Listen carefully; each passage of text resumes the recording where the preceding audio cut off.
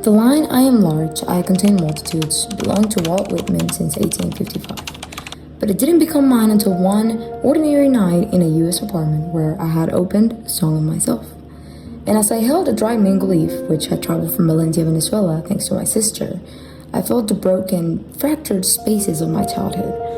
Blackout, the immigration of cousins and uncles, 2 separate houses in 2 separate cities, and mango trees bursting through ceilings. But it all stopped being a puzzle I couldn't figure out. They became multitudes I could finally include in myself. From 2008 to 2020, I spent most of my time split between 2 Venezuelas that should have been mutually destructive for any child.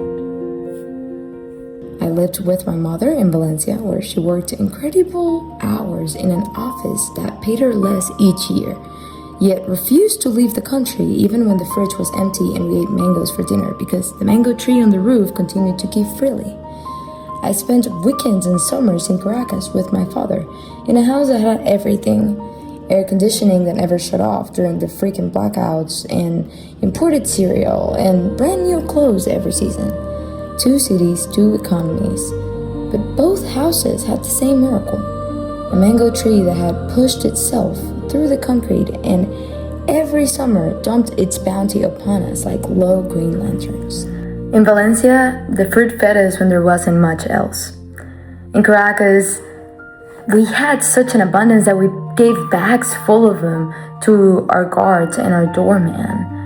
Same tree, same sticky mango juice, same girl's hands, same self.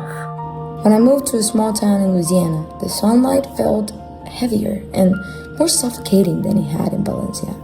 And there was no mango tree pushing through the ceiling of my new home.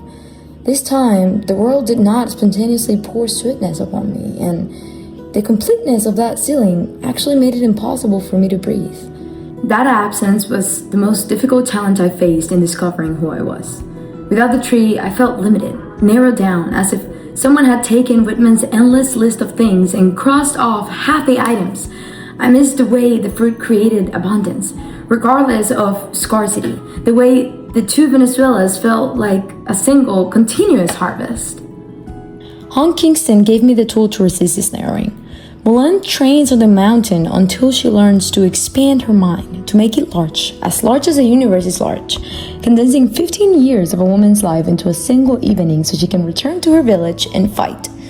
After school, my cousins and I will turn broom handles into swords to fight in our own mountain, and my aunt will sit in a blue plastic chair in the doorway and tell us about the llaneras who fought barefoot across the plains and the women who carried babies tied to their backs while walking the Andes during the Independence War. My aunt never read The Woman Warrior, but she told stories the way Brave Orchid tells stories in Shaman. Every reality and myth intertwined so tightly that a girl could build enough strength to endure 12-hour blackouts and days without running water. These stories helped me learn that a woman can forge armor from whatever is available: a broom sword, a rapido, or fallen mangoes. Women provided me with the second half, as he refuses to rank anything. The slave is just as eternal as a master. The city's blab of a pave is just as divine as the quiet of a prairie. And as I read those lines, I realized that the 2 houses, the 2 economies, the 2 versions of Venezuela were not contradictory realities to resolve. They were multitudes that I could contain. The girl who ate mangoes because there was nothing else, and the girl who discarded mangoes because there were too many, were the same girl.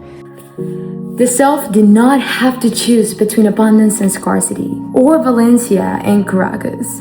Whitman's expansive eye included every sound, whether it was in Spanish or English. Together, Whitman and Kingston transformed exile into amplitude. They helped me answer the central question I brought with me from Valencia to Louisiana. How does a Venezuelan girl who grew up and was raised in confusion reconcile a fragmented childhood and develop a single multilingual and multicultural confident self? I started by recognizing that the self was never fragmented. It was simply large. The mango tree had been teaching me that all along. Self-discovery, I now realize, is not a one-way journey out of Venezuela and into a clean American self.